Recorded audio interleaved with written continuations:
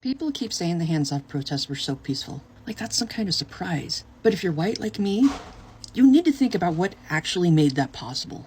White people, you really need to sit with this. The protests were peaceful because we were the ones in the streets. Black, brown, and indigenous folks stayed home, not because they don't care, but for two reasons. One, it's not safe for them to show up. Two, it's not their problem to fix. We've all seen what happens when marginalized people show up in big numbers. Suddenly, it's tear gas, rubber arrest, and just straight up violence. So yeah, the protests were peaceful, but it wasn't because the system listened better. It's because whiteness made it safe for us to show up. And while we're naming things, let's be real. White people put 45 in office, not black voters, not brown voters, not indigenous voters, us. We built this system. We keep it running. And too many white folks are still clinging to it out of comfort, denial, or fear of giving up power. So if you're white and feeling proud that the protests were peaceful, cool. But ask yourself, what are you doing with that safety your skin gives you? Are you showing up when it matters most, or just when it's comfortable? Because this fight, this is our fight, not just in solidarity, but in accountability.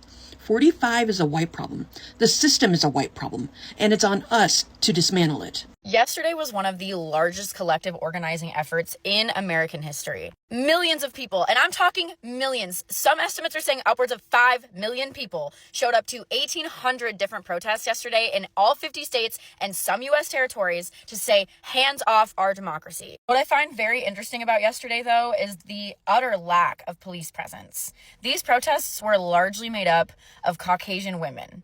That was the main demographic in almost every single demonstration. And the cops stayed home. There were not clouds of tear gas. There weren't rubber bullets flying everywhere. And what I mean when I point that out is the fact that white women need to step it up. We have been riding on the shoulders of BIPOC people, specifically black women, to progress our society forward for far too long. And I'm so glad yesterday went the way it did. But we need to keep this momentum going and keep showing up to these events. The complete lack of police presence yesterday was not an accident. It was not an accident. That is what happens when white people decide to collectively organize. That is what happens when you weaponize your white privilege in order to push our society forward for all people. If you did show up to one of the protests yesterday, hell yeah. And I'm so proud of everybody. If you didn't, make plans, babes. There's more coming. Make plans, get a protest buddy, and get your signs ready because we have to keep this momentum going. Hi guys, welcome back again to my channel. It's so good to have you. Thank you so much for clicking when you saw this video. So I came across this video on my FYP and I tend to share with you guys. These people who went on the protest a few days ago, you already remember, right? The hands-off protest, and they were saying that no police on the road, no nothing. There was no rubber whatever flying. There was nothing, no tear gas on them. Everywhere was so clear. The police sat home. They didn't come out to disturb them or any of that. And I'm so excited that a lot of them realized the fact that, you know, for the fact that they are white women, Caucasian women, it was so easy for them to navigate the whole process and everything.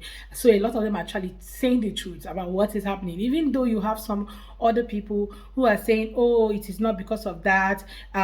Black women think that even if they come out and all that, because they're not coming out, so we cannot pull this through. A lot of us came out and showed ourselves and was able to speak to the government.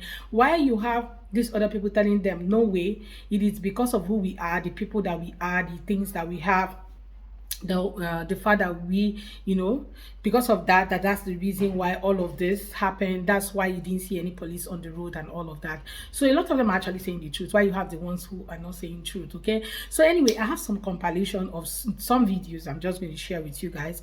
Let's go watch them, then we come back and talk more. Let me know what your thoughts are in the comment. Okay, and please do subscribe to my channel if you have not already. Don't forget to give the video a thumbs up so that more people can see. Let's go watch, then we come back with our commentary, and credit to all creators on this video. Let's go. So what exactly changed as a result of the April 5th hands-off protests this weekend? I have a lot of people in my comment section right now asking me, what was accomplished? What did you change? He's still our president, la la la. Peaceful protests like the hands-off movements from this weekend are usually going to result in 3 tangible outcomes. First things first is unification of the left, or maybe just like not MAGA. We need to get people connected. We need to be in community. We need to form coalitions and be in solidarity with each other. We need to know that each other exists. We need to be able to co-regulate with each other and make sure that we are connecting with each other to regulate our emotions and know that we're not fucking crazy. We're not losing our minds. This is horrible. Everyone knows it. That's why we're showing up and we're trying to talk about it and do something about it. This leads me to my next point, which is influence. What I mean by influence is the people in power need to see the power of the people. They need to see what we care about. They need to see how many of us care about it and how much we care about it, what we're willing to do to make sure that our voices are heard. We want our representatives, we want the people that are in leadership positions to hear what we're saying, and we want our presence to be an influence. Last is amplification. The message is getting amplified. People are talking about this all over every single social media app. The news stations are covering it. Conversations are happening in family settings and community settings. People are passing this message along and it is getting engaged with. It's getting talked about. And that is the amplification of a message that needs to be heard. You don't have to be a part of MAGA. You don't have to just lay down and let this happen. You don't have to support fascism. You don't have to support Elon Musk. You don't have to buy a Tesla or a Cybertruck. Like, we are out here creating community to show people that it is safe to dissent, especially against fascism. Like I've said in another video about protesting, this is just the start. This is a catalyst. No one expects all of the major changes to occur during a protest while we're all standing together and like chanting stuff. Clearly that's not going to like impeach someone. That's not going to change a policy. We're not writing legislation as we're in front of the State House. Like, that's not what's happening. This is about connection. This is about unification, amplification, and influence. You know, a lot of MAGAs are not actually excited about the turnout of this whole protest. They least expected that. They didn't know that they are going to come out. Yes, Black people said they are not coming out because they have always been in the forefront of all of this election thing, all of this protesting coming out. So they protested on the 5th of November 2024. So they're not coming out. Any protest you guys are having, you guys have to do the work. And majority of these people, like majority of white women and white men, some of them understood Black people, but you still have these MAGA people who are so bent on supporting him, whether he did anything right or he did something bad. They are very much interested in supporting him. Okay, somebody like this guy. Donald Trump can go on Fifth Avenue right now and someone, and it would not change my support for him because I would probably find it justifiable. God. Yes. I should am not okay have said that on this podcast. You should not. I know have it's that. insane, but I'm that just is, trying. So you realize how indoctrinated you must be? It's not indoctrination. Your brain is fried. Do you hear what you just said? He could go and yes, he's not God. He's not Buddha, Jesus, any of our other higher powers. I bring I have questions in mind when I'm arguing with Trump supporters, and one of the questions Please that ask, I have, it's too late now because one of my questions is like, what's the line for you? Because I feel like every time there's no line. It's not racism. It's not being a predator. It's not deporting people. It's not being. It's not deporting people that look like you. Did you know that yesterday's hands-off protests were peaceful, not because Black people didn't show up, but because white people did? Hello. I'm Earl from CBU, Crackers Being Useful, and I want to get into this. I've been seeing some stuff about how peaceful the protests were yesterday, and people are correlating that with the fact that most Black people stayed at home. If anything, this proves how aggressive the police are with Black protesters. It has nothing to do with the protesters that didn't show up. It has everything to do with the protesters that did show up. It was peaceful because white people are treated differently by the police than Black people.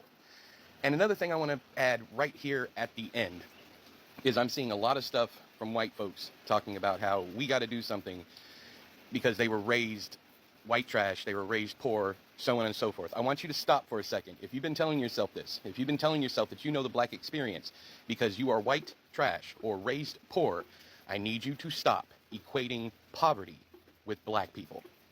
Please. Y'all have a good day. A lot of people actually came on the internet and fried this guy, like fried him, okay? They were not excited about what he said. Nobody will, okay? Because I was like, no wonder a lot of people say that MAGA is a cult, because some of the things that come out of these people's mouth, you will be like, is it that you guys do not understand when things is wrong, when it's black is black, when it's white is white? Like, you need to be truthful about something and stand by your truth. But some of you don't even stand by your truth. Like the way MAGAs act sometimes, you will just wonder, like, what's wrong with these people? Because that's exactly the thing that came to mind when I saw this guy said this on this podcast. Yeah, a lot of people reacted, which I'm not going to go into, but I was super shocked that somebody like this, yes, I've seen some of his videos where people were really dragging his character and all of that. I think that was the time he was, I've even forgotten the storyline, but yeah, a lot of time people dragged him some time past. I don't know what he did, but yeah. And this time around, people started talking about him again, right? For that stuff that he did or whatever. And like, we have not forgotten exactly who you are. So what I'm just trying to say is that these MAGA people are just so bent on, you know, standing by their principle, whether he's wrong or he's right. What they understand is that if I'm standing by you, I'm standing by you. I think that's like people who are in a court. Yeah, we say it's true support. It could be true support, but at the same time, I feel that this guy shouldn't have said what he said on that video, because it was sounding ray to the seas to me, okay? Because you cannot come up on a podcast and say something like that. So you don't value human life, you don't value people, you don't value who the person is. What you just know is that your principal has done something and you don't care who he did it to. You are excited and you are happy. But let's bring it home. If this thing happens to him or somebody who is in his family, how is he going to take it? Is he going to also be excited about him doing that, or is he going to support him, or will he not turn on him like some of these MAGAs are currently doing, saying, oh, we don't support what he's doing now, this is not what we voted for, even when it's actually what you voted for, okay? You all came out on the 5th of November in 2024 and said, this is the person we're going to vote for. And you casted your vote. And now, yes, some of you keep asking, oh, no matter what you guys did, he's still the president. Yes, nobody's disputing that. But what people are just trying to say is that what some of the policies that he has passed or he's currently passing does not benefit the common man, right? I think that's what everybody's talking about. If he had come and the whole Doge thing did not try to sack people from their work, and also with some of the policies, especially on the mass deportation, which is currently affecting farmers and affecting every other companies or organizations right now, I don't think people will be on the streets protesting, right? If you had passed policies that will benefit the common man, the middle class, I don't think all of this would have happened. But some of these policies are affecting these people and they are all crying on the internet. They're all everywhere shouting and crying and asking for help. And that's why you saw that number of people. I think I heard about 5 million of them came out on the street to really protest against the current government and asking, take your hands off our government, because of the things that the policies that have been passed. And now you guys already know how many percent have been passed to tariff that is given to China, and most of the product that you guys use in the US is also coming from China. So a lot of people are actually not excited about all of this, okay, that is happening. But yeah, it is what it is. It has happened. And some MAGAs, they are saying, we don't care, we just have to add a little bit to whatever thing we're buying, okay, we just have to give him time. I saw a video of a guy who was saying, you guys just need to give him time, he understands what he's doing, he understands the assignment and all. Anyway guys, I'm just going to let this video roll, okay? I'm just going to end this video here. I don't want to talk too much. Let me know what your thoughts are in the comment. Let's have that conversation in the comment section. What's your thoughts about today's video? Let me hear from you guys, and please do subscribe to my channel if you have not already. Don't forget to give the video a thumbs up so that more people can see it. And thank you so much guys for watching. I look forward to seeing you on my next video. Okay, thank you so much. Bye guys.